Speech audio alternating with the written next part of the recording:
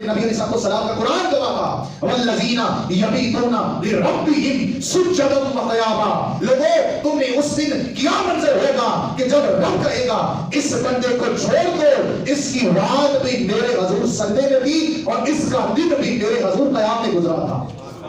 ایسے بندے ہیں جنہیں رب نے فرمایا ہے کہ میرے حضور جب تم آؤ گے تو میں تمہیں اپنی ملاقات کا شرف نصیب کر دوں گا.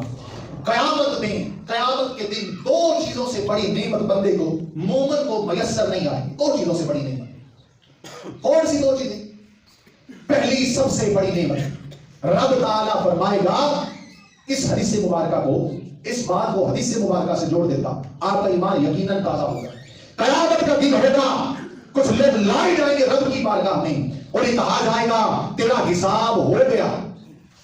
قربان جائیں صوفیاء کی لینگویج پر، ان کے لٹریچر پر، ان کے تصوف پر، ان کے انداز پر، ان کے گفتار پر، ان کی سوچ پر، ان کی صلاحیت پر، ان کے بولنے پر، ان کے سمجھنے پر، ان کے سمجھانے پر. کس طرح ایک شخص وہ فرماتے ہیں کہ رب تعالیٰ، اب کا نام میرے ذہن سے نکل گیا، وہ صلی اللہ کے ولی کا، وہ کہتے ہیں کہ جب فرشتہ میرے پاس آئے گا نا اور کہے گا منکر نکیر قبر میں آئیں گے حساب کے لیے، تو میں کہوں گا کون سا حساب؟ کیا میں نے رب کی تسبیح حساب لے کر پڑھی تھی، حساب جان کے پڑھی تھی؟ اگر میں نے پڑھا بے حساب ہے تو میرے ساتھ بخشش کا معاملہ بے حساب کیا جائے. بے حساب کس طرح؟ اب لوگوں بات کا مزہ اب ہے، یہاں سارے بندے ہم حاضر ہیں، ہر بندہ یہ کہتا ہے اے میرے اللہ، اے میرے اللہ، یا اللہ، یا اللہ. ہم یہ کہتے کہتے آتے ہیں اور یہ کہتے کہتے چلے جاتے ہیں، لیکن جانے کا مزہ تب ہے کہ دنیا سے جاتے ہوئے بھی یہی کہتے ہوئے جائیں. میرے نبی صلی اللہ علیہ وسلم نے ارشاد فرمایا ایسا بندہ جو مرتے ہوئے جسے کلمہ حق نصیب ہو جائے اس کے لیے رب نے بے حساب جنت کا وعدہ کر دیا.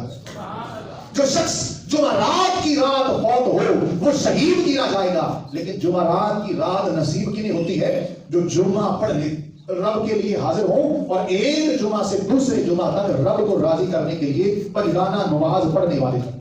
میرے نبی صلی اللہ علیہ وسلم نے ارشاد فرمایا ایسا بندہ جو 40 دن متواتر 40 دن جس کی تکبیر اولیٰ بھی نماز میں ادا نہ ہو، 40 دن تک متواتر صحابہ ستہ کی حدیث مبارکہ ہے. حضرت عبادہ بن ثابت رضی اللہ تعالیٰ عنہ اس حدیث مبارکہ کے راوی ہیں کہ 40 دن جو بندہ رب کے حضور رب کی بارگاہ میں پنجگانہ نماز پڑھے اور اس کی تکبیر اولیٰ بھی قضا نہ ہو، ایسے بندہ رب نے دو چیزوں سے اسے نجات عطا فرما دی ہے، ایک دنیا میں اور ایک آخرت میں. دنیا میں منافقت سے رب نے اس کو مبرہ کر دیا ہے اور قیامت والے دن جہنم کی آگ سے رب نے اس کو پاک فرما دیا ہے. یہ کون ہیں جو 40 دن پنجگانہ نماز پڑھنے حاضر ہوں؟ ایک وہ ہیں جو نماز پڑھنے آتے ہیں، ایک وہ ہیں جو نماز پڑھنے کا انتظار کرتے ہیں. نہیں سمجھے، تم نہیں سمجھ سکے میری بات، یا میں تمہیں صحیح سمجھا نہیں سکا. ایک وہ ہیں جو پنجگانہ نماز پڑھتے ہیں اور ایک وہ ہیں جو پنجگانہ پڑھنے کا انتظار کرتے ہیں. نہیں سمجھ آئی؟ چلو میں سمجھا دیتا ہوں. میرے نبی صلی اللہ علیہ وسلم نے ارشاد فرمایا اے بلال، ایسا کون سا ماجرا تیرا اور تیرے رب کے درمیان ہے کہ تو چلتا ادھر ہے، تیرے قدموں کی آہٹ جنت میں آتی ہے. عرض کیا گیا یا رسول اللہ میرے قدموں کی آہٹ، اس غلام کے قدموں کی آہٹ. آپ نے فرمایا میرے حبیب علیہ السلام کی حدیث مبارکہ گواہ ہے کہ تو اب غلام نہیں بلکہ غلامان مصطفیٰ کے سر کا تاج ہے.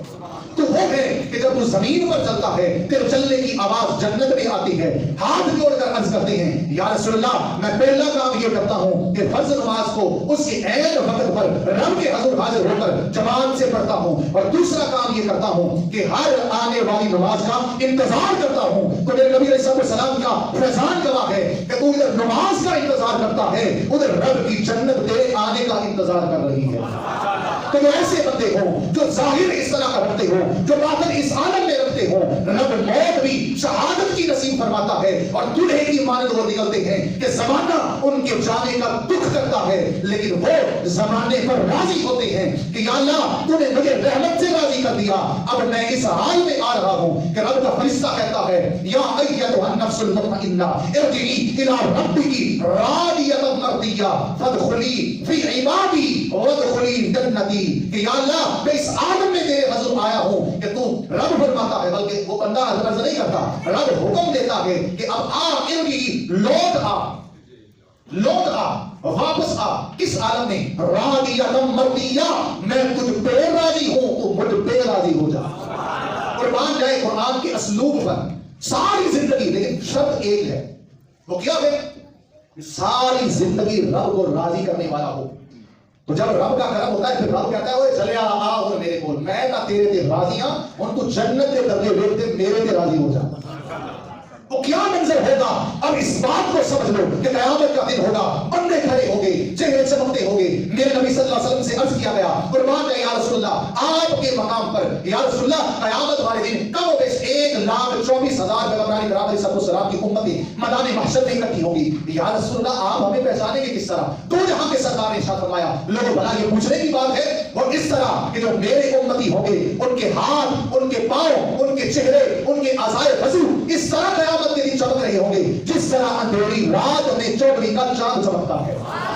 तो जब चौदहवीं का चांद चमकने की नूर किस तरह होगा, उस दिन मोहम्मदी अरबी के गुलामों का आलम ये होगा कि जो मस्जिद से शहादत के रुतबे पर गया होगा, रब कहेगा आ मेरी तरफ, तेरा नूर मैंने इस हाल में कर दिया है कि तू चलता चला जाएगा, मैदानी महशर में तेरा नूर मैं फैलाता चला जाऊंगा। ये वो बंदे होंगे जब खड़ा किया जाएगा। दूसरी हदीस मुबारक मेरे नबी अलैहिस्सलाम ने फरमाया, कुछ बंदों को कहा जाएगा चलो जन्नत की तरफ चल दो, जाओ जन्नत में। वो अर्ज करेंगे अल्लाह, वो अर्ज करेंगे फरिश्तों वो हमने जन्नत में नहीं जाना। फरिश्ते कहेंगे क्यों भाई जन्नत में क्यों नहीं जाना? वो कहेंगे हमने तो जन्नत के लिए थोड़ी इबादत की कि हम जन्नत में चले जाएं, इसमें राजी हो जाएं। रब की बारगाह में हाजिर होंगे, या अल्लाह अजीब बंदे हैं। उन्हें कहा कुछ तो ऐसे थे जिन्होंने चिल्ले काटे जन्नत के लिए, जिन्होंने बस्से उठाए जन्नत के लिए, जो आते जाते जन्नत के लिए थे, पर्दे बढ़ाते जन्नत के लिए थे, कुरान सुनते जन्नत के लिए थे, कुरान सुनाते जन्नत के लिए थे। लेकिन ये बंदे अजीब हैं, उन्हें कह रहे हैं चल दो, वो कह रहे हैं नहीं जाना। रब फरमाएगा ठीक है ठीक है, अब इन्हें छोड़ दो, ये अब यार का यार से मामला है, ये दोस्त का दोस्त से मामला है। वो औलिया होंगे जो उस आलम में मौजूद होंगे और रब फरमाएगा पीछे हट जाओ, दीदार इलाही उन्हें नसीब हो जाएगा, रब को देखते ही वो सजदे में गिर जाएंगे।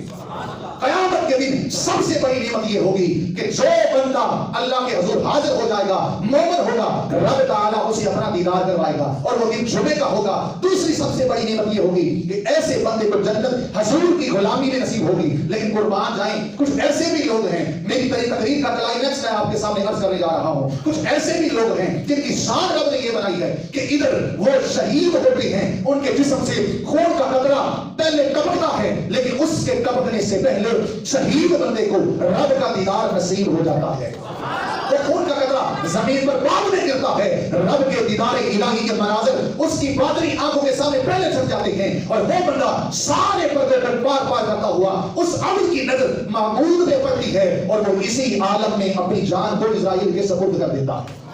वरना सिता की नश्ता दो अमवात का कुरान में तज़किरा हुआ, दो मौतों का। एक मौत सरूर की मौत, सरूर की मौत।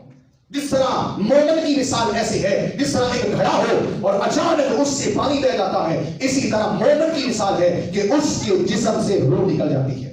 बस यही पैगाम है कि उस दिन की तैयारी कर लो, उस आखिरी हिजकी को अपने सामने जानकर अपनी जिंदगियों को बदल लो। तुम इस घर में आ जाओ, रब तेरी कब्र को कुशादा कर देगा। तुम इधर उसे जाए नमाज पे राजी कर लो, रब तुम्हें कब्र में राजी कर देगा। तुम यहाँ उसका शुक्र बजा लाओ, वो कब्र में तेरा शुक्र